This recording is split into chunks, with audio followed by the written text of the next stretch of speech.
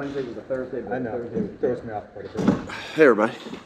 Hey, Nick. I wanted to ask you about the jet sweep to DeAndre. Yeah, sweet, wasn't it? He was, he was coming across almost full speed, and it was like bang, bang, bang, snap, turn, hand off, and off. Mm-hmm. I'm guessing you probably rep that a lot. And then also, what do you like about those two running back sets, and what how they can expand your playbook? The reps that go into, I appreciate you noticing that, because the reps that go into getting that detail right on it takes a lot of work, because DeAndre is obviously a special talent, but without the exact detail on that play being right on, that play doesn't work for that. And then we lose all those yards rushing that we got in that play, and that obviously set up a touchdown. And so the amount of time that our guys have spent on, that play and the ball handling of plays, right? And that's just not on that play. That's every running play that's in and every play action that's in.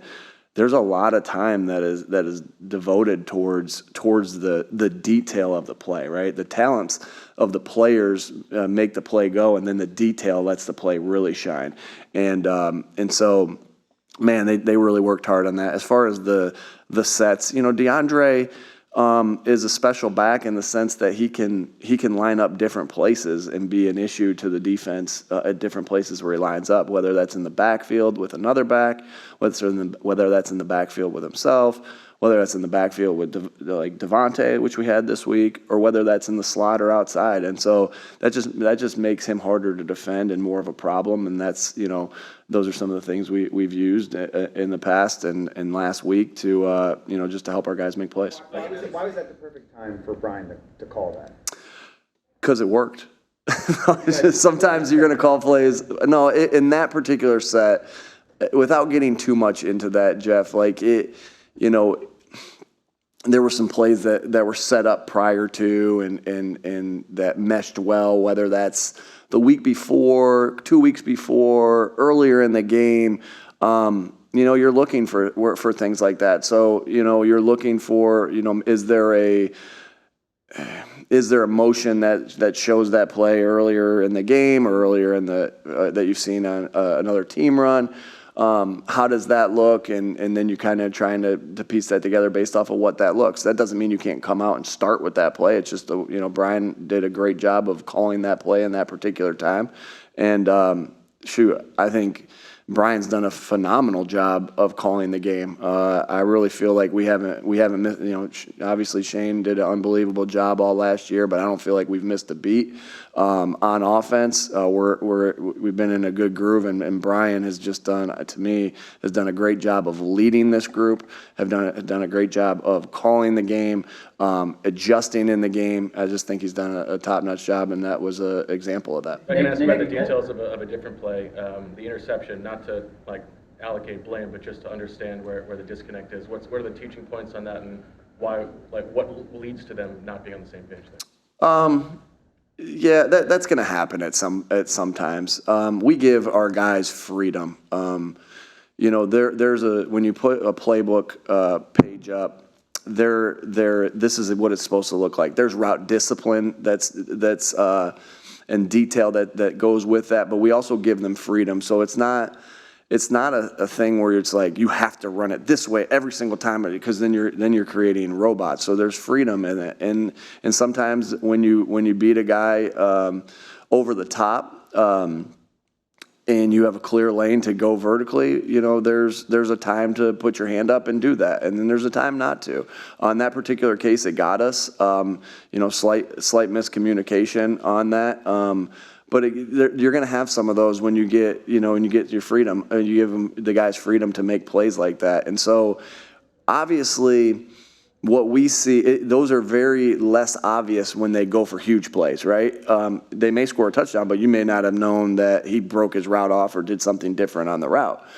Obviously, very, very different scenario when it leads to an interception, because you could see the disconnect there. And so, that's just us, and I always take that. Like, that's just us as coaches being able to communicate when it's okay, when it's not okay.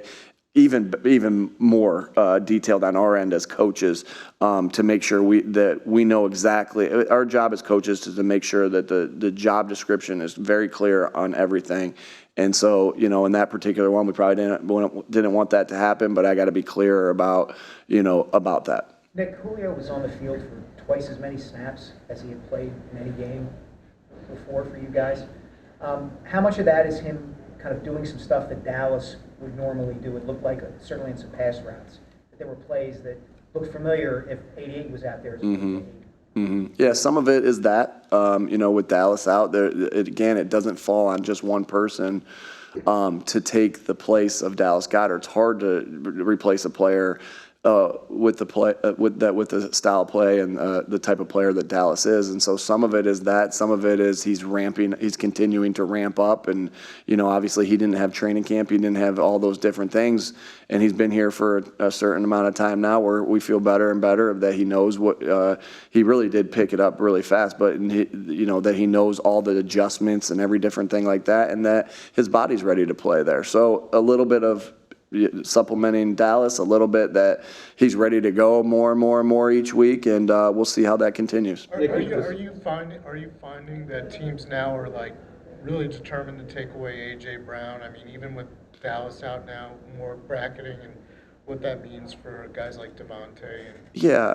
And it's hard. Sometimes it's hard to do that when you have a player like Devontae on the other side. And so, for instance, the big third down conversion, the play before Devontae caught the go ball down to the slot go ball down to the 1 yard line, he had a big third down conversion. Well, what happened on that play? Well, they doubled AJ, right? They doubled AJ, and then and Devontae was able to create some single coverage with something that went down on that, and obviously that was a huge play, and so. That's tough to, we definitely see that, and we definitely, you plan for that, especially teams that have it in their pocket. Because there's so many great players in this league, you see that leading up to it, like, hey, they doubled whoever, right? It could be, you name a player, they doubled Jamar Chase or whatever it is. Well, then you make, just like anything, you make, educated guesses that, hey, they could do this to AJ as well. And then that just frees up our other guys. And so, like I said, I think the best example of that was on the third down conversion prior to Devontae's big catch of, their resources are going to AJ. Well, you put your resources in to stop one thing, and it's going to be hard to stop another thing. And so, and we've seen that a couple times throughout the year, whether that just this week it happened to be Devontae, but, there's been a couple where it's been DeAndre, there's been a couple where it's been Dallas, and, Jalen's done a nice job of finding them in those scenarios and getting them the football. Nick, you've added so many players. The last couple of years, you've added so many players in the middle of the season. What's led to that being successful, and do you kind of like a template of when you bring a player in, how you're going to get them called up? Yeah, sometimes the circumstances of how it happens is different, right? The need at the position because maybe of an injury. I think what Howie and his staff have done an unbelievable job of is not only getting good players that can help us, but good people that fit into the locker room. But that's also, right, and so we get these guys like Roby and Kevin Byard that have come in, Julio, that have come in, and like these are top-notch pros as far as players, but they're also really good teammates as well. And so that's that's Howie and his staff doing the homework of, hey, this is the right type of guy to bring in here right now, and where there's a need. And then make no mistake about it, it's a reflection of how our locker room it currently is, right? And where they can, they know these guys are coming in to help, and our goal just to win this week, and they open their arms to them. I mean, and accept them into the team. Those are the type of guys we have here. I mean, I think back, it's been, like you said, last year, Jake got hurt, Cam Dicker comes in, and the guys, their confidence that these guys had, that Cam was going to make a play, and he does, and to win the football game for us, right? And so, like, it's really a cool thing to see, because that to me is the definition of a team, right? Of what our locker room is like, and it's led by our captains and our players. On Monday, you Nick, mentioned that. did the noise level of the crowd contribute to pass protection problems in the first half?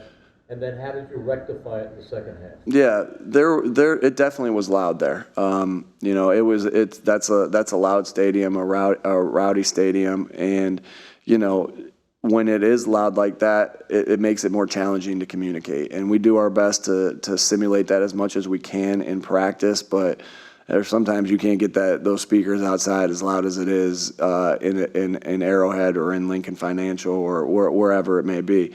And so, you know, there were various reasons, you know, whether that was us putting the players in position to make plays, us, you know, execution or communication error of what led to that. But everybody did a nice job of settling in and handling it in the second half, and obviously led to more production by the offense in the second half. Nick, you were talking about Brian Johnson a minute ago. What do you like best about his play calling? Yeah, I just think he's got a good feel. Like, Brian's not going to just do something to do it. He's got a good feel and good flow for what's going on in the game, and it being able to adjust in the game. He's really smart situationally.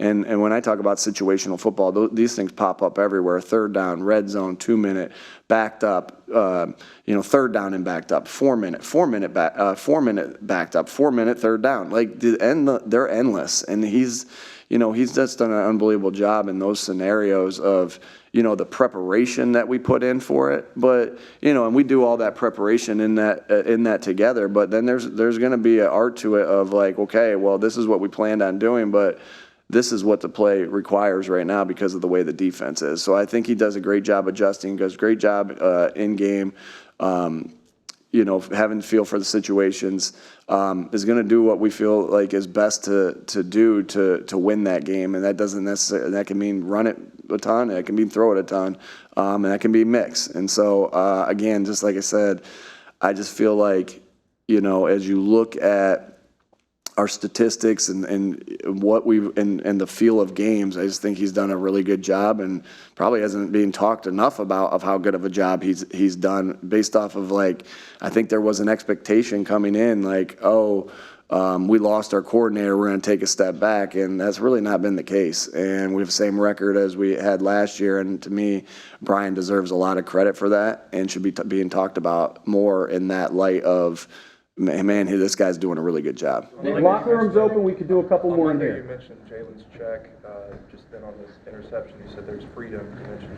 How would you describe his role in checks with the run game in that? How would you describe his role in that? Yeah, I mean, again, he is responsible. Him and Jason are responsible to get us in and out of plays. Now, there are times where it's a call and run it run. There are times where he's going to have to think on the fly. There's times where it's going to be a check play. There's times where this happens and he's got to throw a screen out to the receiver to get us out of a run play. And so those are and I said this on Monday, there's about 3 to 4, 4 to 5 plays a game that the quarterback has to make with his mind that really change the game. And to me, Jalen just continues to grow and excel in that area.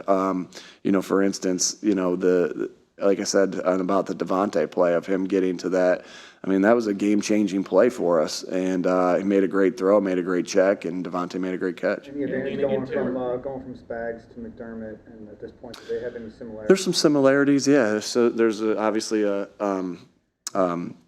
we know their history and you know, with Coach Johnson and everything like that. So there's definitely similarities in there. But like any coordinators, there's big differences too, right? And so, you know, thought the world of Spags. Think that you know, Coach McDermott, I think very highly of him too, and the style and the product of defenses he's put on the field for multiple years that led to him getting the job, and now with him calling it again in Buffalo. So definitely some similarities in some of their structures.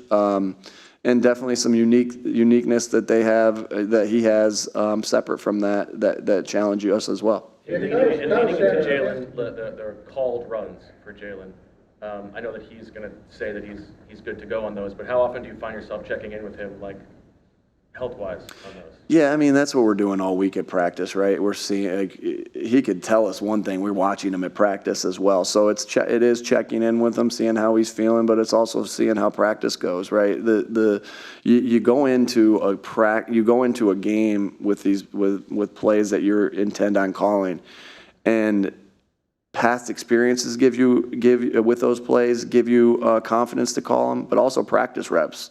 And what they look like in practice give you confidence to call them. And so those are all judged, a lot, especially how a guy's feeling in practice and how those look in practice. But also One more, folks. Full speed in practice, right? And so No, when game, you're like, oh, he's got his legs today. No, because we go pretty hard in practice. That is something that we pride ourselves in, that the tempo that we go in practice. And so, I think that we have a pretty good feel for that going into the game. Yeah, Kyle Shanahan, a couple weeks ago on a national telecast, they were talking about, he got to the point where when they beat the Cowboys pretty good, that he felt like his team was really good and it was a mistake to think that, and he didn't really like the way he handled things.